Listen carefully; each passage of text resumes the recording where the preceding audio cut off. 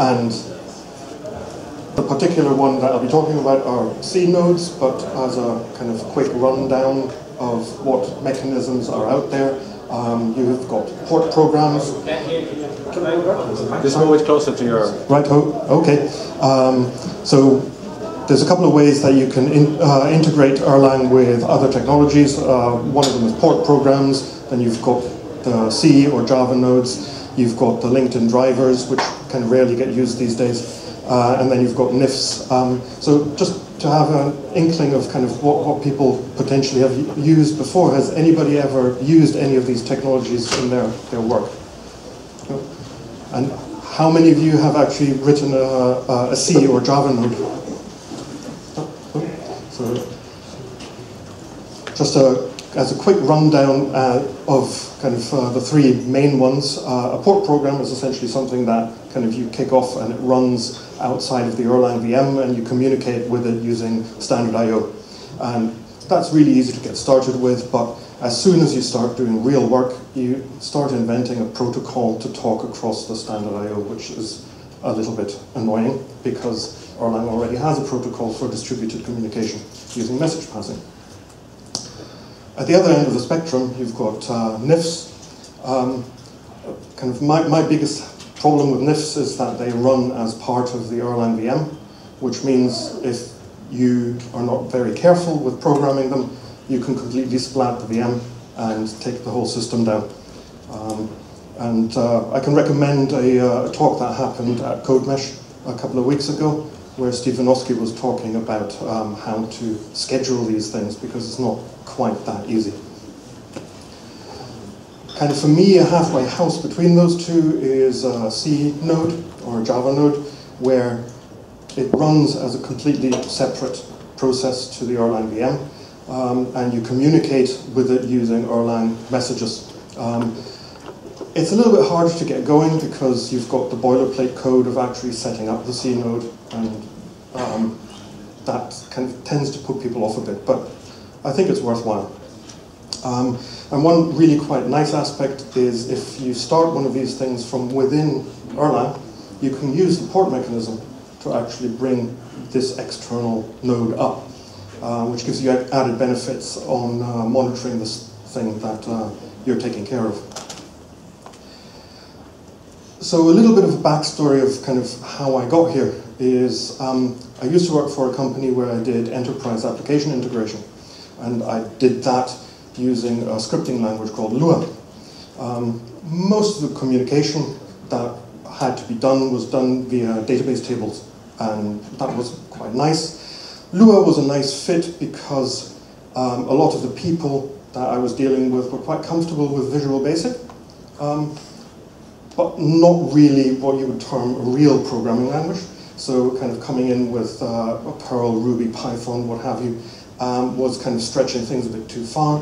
Using Lua for scripting business logic was nice because the syntax is really simple and you can get started really quickly, and people were comfortable potentially actually changing the business rules of the integration.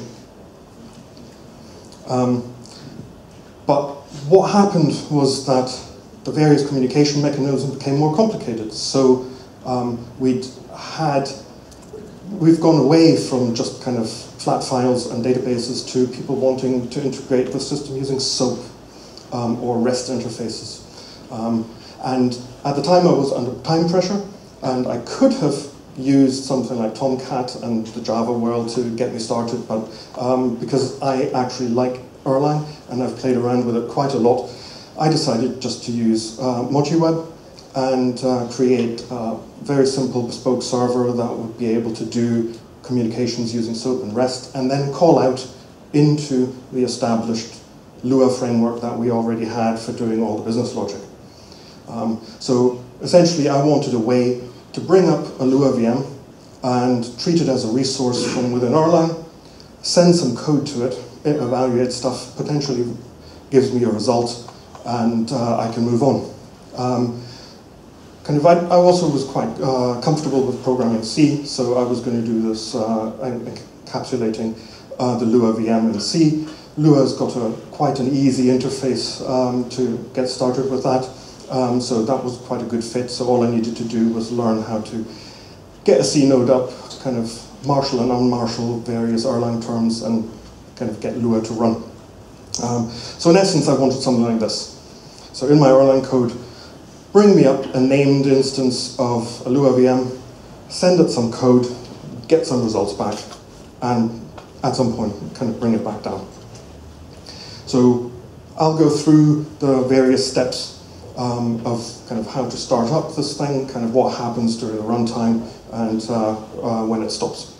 On the Erlang side, because I'm going to be executing Lua code sequentially, one at a time, it makes perfect sense to use a gen server to manage all of this for me.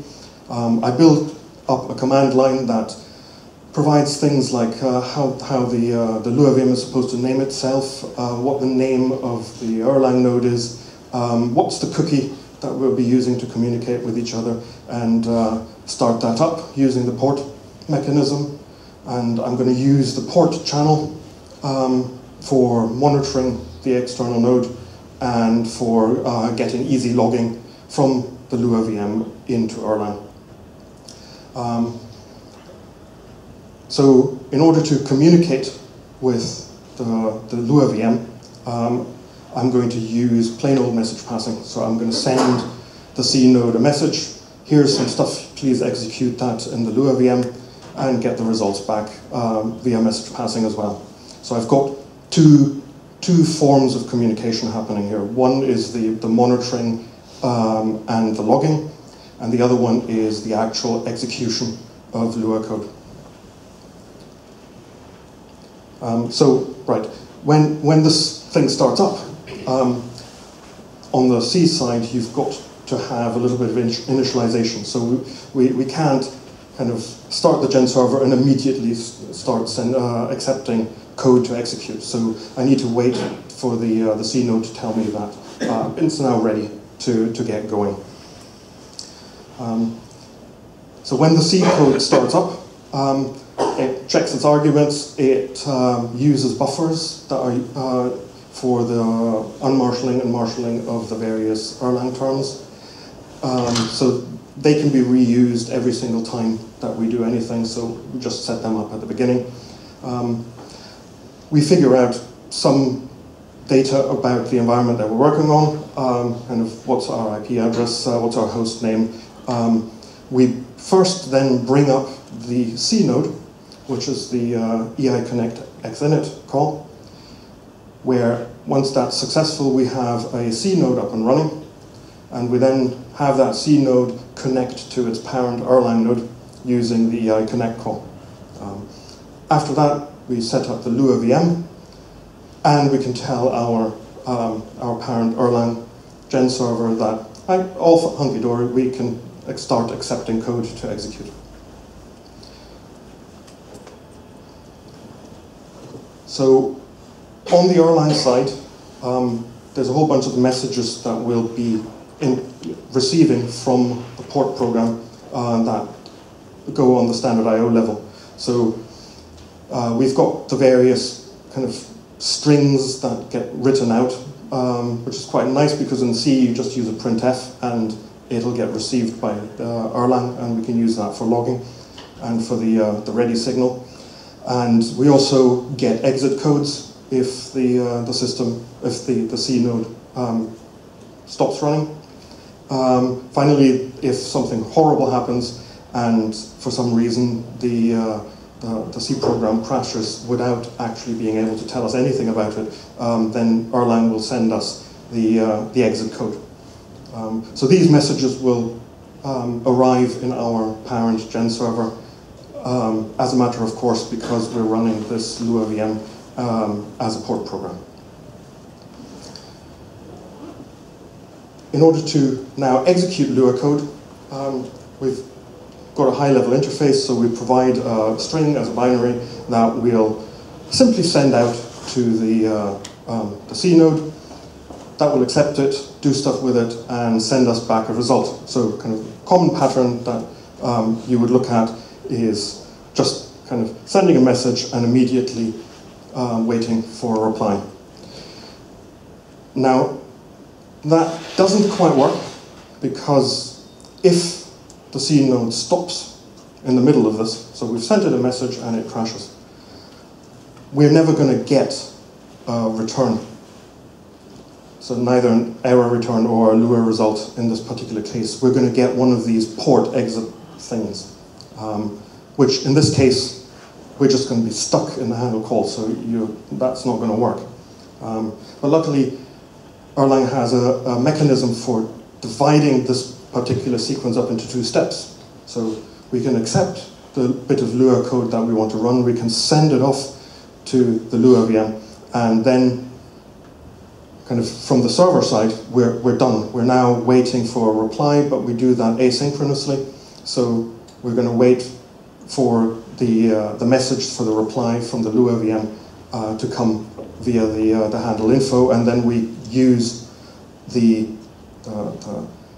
bit of information that tells us who this particular call belongs to in order to supply the reply back to the client.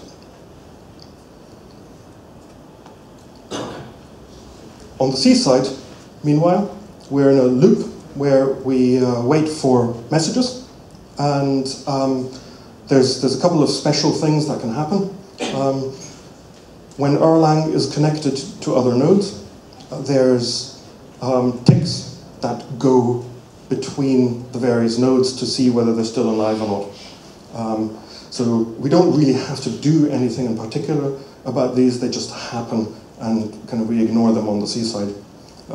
There could be a catastrophic failure in the communication itself, so we're trying to listen and that connection is no longer open, so that might error out. And finally, we might actually get something with meaning that we need to look into. And there's the main thing that we're waiting for is that we've been sent a message, but there's a whole bunch of other special messages that deal with linking processes and with exiting processes that we also have to look into. But the main thing that we're looking at is to receive a message with a particular payload that we want to disassemble and hand off to the Lua VM. Once that is done, we will have constructed some kind of a reply, and we send that reply back to the gen server, and we get to the next loop iteration and kind of handle the next piece of code to run. So once we actually received a little bit of Lua code, we've send this as a tuple with a couple of markers to say whether kind of it's code to execute or whether the VM should shut down cleanly. And we use the EI decode functions to disassemble that Erlang term that's been sent to us into the various bits and pieces. And then based on, so one of the things that I did was to make all the tuples be the same size. So even if a stop doesn't need the third piece in the tuple, I still kind of provide something, makes the parsing, the marshaling and unmarshaling much easier.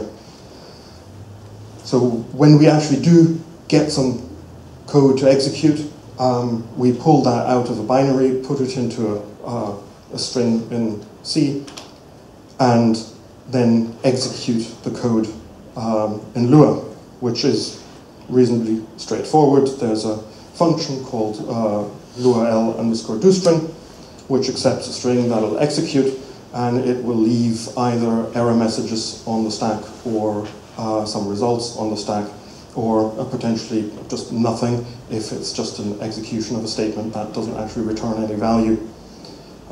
So when any of these things happen, we potentially have to now construct an Erlang term on the C side.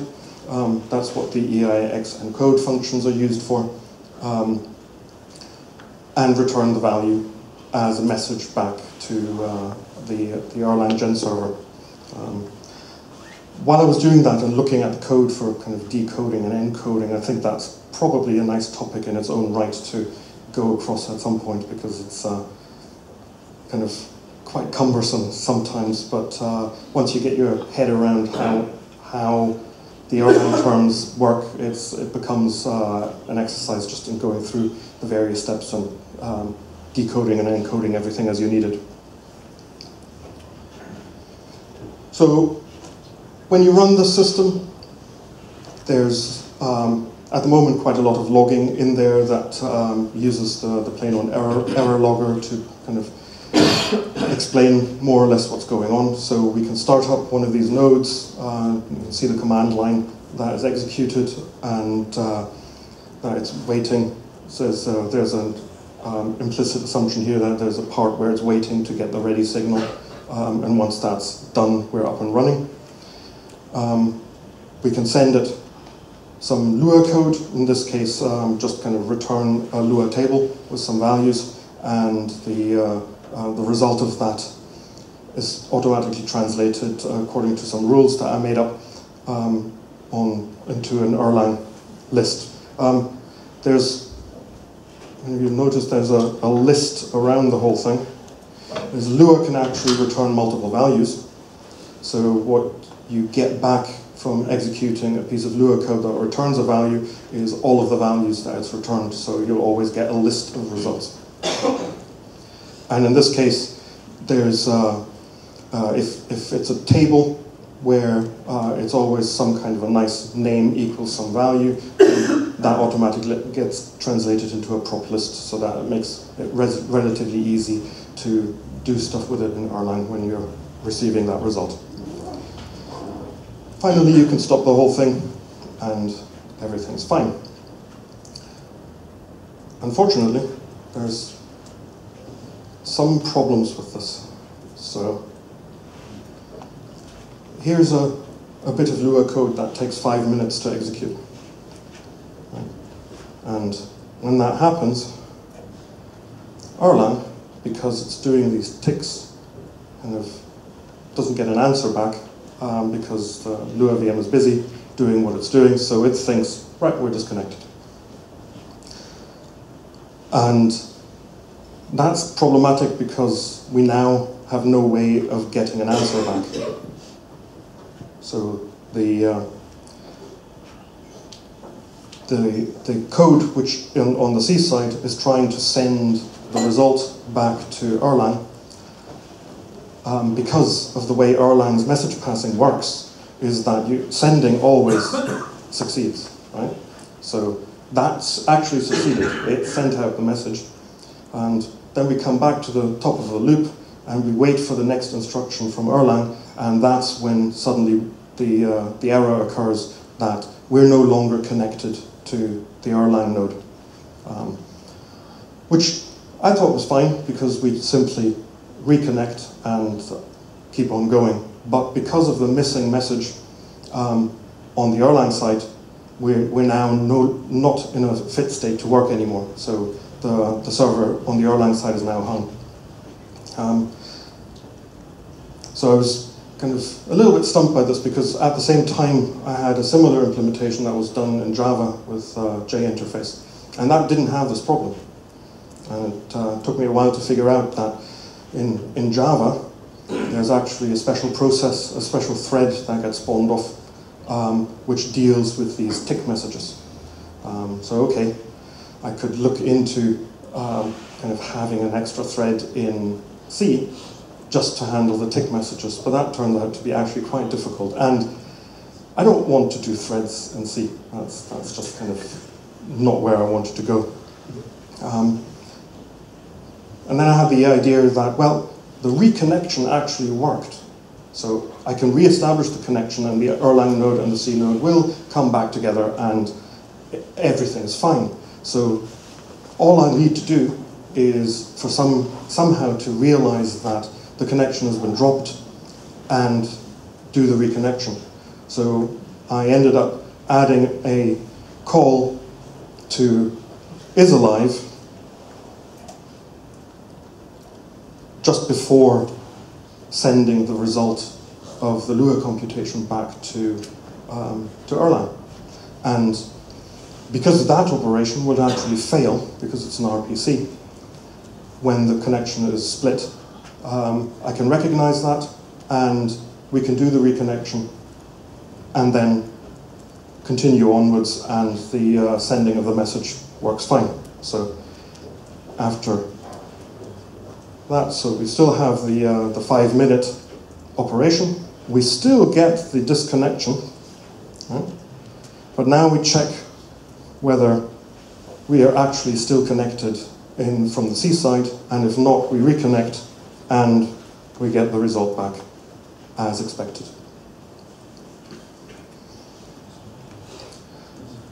So from my experience, is a C node is a little bit of work, but it's safer than an if, because you can't take out the Erlang node that you're working on. It's definitely more powerful than a port program, and you don't have to reinvent protocols. There's the issue with the timeout of the nodes. So if the nodes can't communicate regularly, then you do need to be aware of how you re-establish that connection.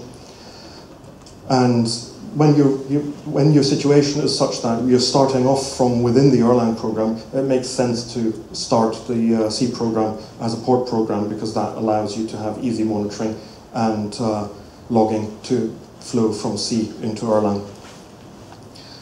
Now, NIFs do have a use case, especially when the computation part,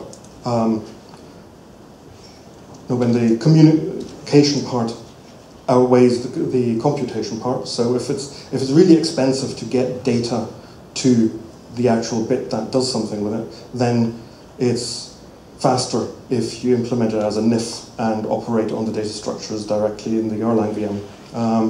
But if you do that, then you still need to kind of weigh the risk there and be quite careful in what you do in your C code.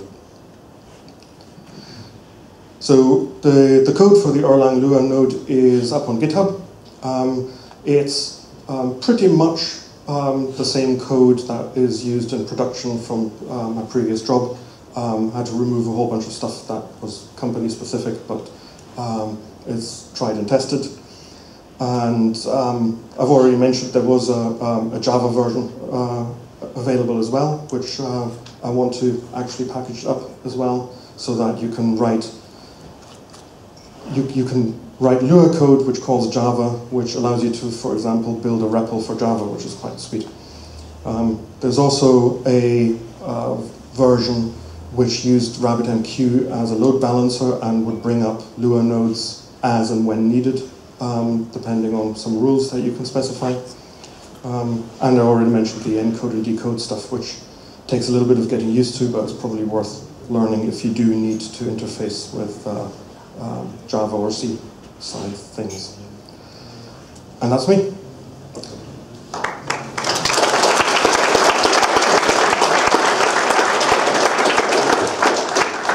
have 10 minutes for questions. Any questions? One question, you could just skip the creating of Lua node, which is C, and just make the native client for Lua for RabbitMQ, and then sending of whole commands will be just like via RabbitMQ only, right? So the question, if I understood correctly, was to have a native Lua client directly talk to RabbitMQ. Exactly. And then for evaluation only, and returning the results back to the via Rabbit to the Erlang itself as well. You can probably do that, yes. To have this, that would be like a plugin for RabbitMQ to evaluate Lua code, and then have the interface using the RabbitMQ messaging directly. As transport layer, right? Yeah, you can probably do that, yeah. There's a question in the back. I would say it's against the idea to use fork instead of thread.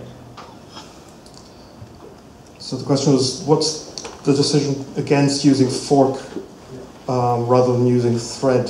So this, you mean that was the discussion about the tick? Sleep case. So the ticks that come from the Erlang VM, the Erlang node, they arrive as part of the receiving of a message on the C side. So the problem there of using threading or forking even is that it's the same channel that a regular message uses. So you would then need to have some kind of an internal mechanism to communicate between the threads or the forked programs to shuffle the values backwards and forwards. So it's actually quite tricky. It's much easier if you don't do any parallel stuff or distributed stuff in C at all.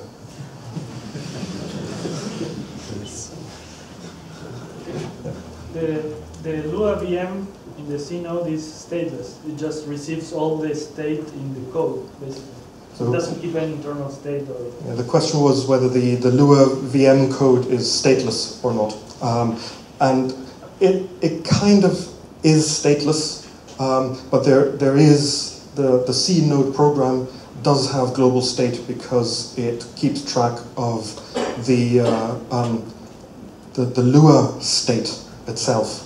So when you create a Lua VM, there's a call to Lua new state, which returns you something, and that you have to keep and pass around. So an initial implementation of this didn't have any global state at all. Instead, it kind of passed this around as a parameter in the C code. But if there's then an extension that happened where I added some functions that allow you to call back into Erlang from Lua. So in the Lua code, you can do an Erl RPC with a module function and args, and that would send messages to Erlang. And in order to do that, I actually needed to have the ability to get at the Lua state from a point where I didn't have it available as a parameter in my C code. So I did add some global state into the C program. From code to code, it cannot leave state. Oh, in Erlang itself, in Lua itself, yes, you can have variable assignments in Lua, and the next time you call in, those will exist still. Yes, so the Lua VM is as if you've started it on the command line and started typing stuff in. What about sandboxing of it? I'm sorry? What about sandboxing? I mean, of Lua, for example, you could send some, I don't know, dangerous code which is executing like shell commands from Lua, right? Yeah, so sandboxing and Lua, and what would happen if you send dangerous commands that would corrupt Lua? Exactly, and why not, for example, use instead of custom DSL based on Neotoma peg parser, for example? This particular project was not about allowing arbitrary code to be run in your system, so you wouldn't actually have this running in something that is open to the internet, for example. This code is for running Lua code that is under the control of your system, so you are always aware of kind of what you're running. I have a question too. In the C driver or the C node on the C side, do you then have only one kind of process there? How does it look from the Erlang world? Can you send to multiple different processes inside of that node? Right, so the question was the C node, does that look like one process, or are there multiple processes available to send messages to? And a C node from Erlang looks like one process. So normally you would send a distributed message with kind of either a global name, comma, node name. And in this case, the global name is completely ignored. The node name is what determines the recipient for a C node. So there's only ever one channel that messages arrive in at the C side.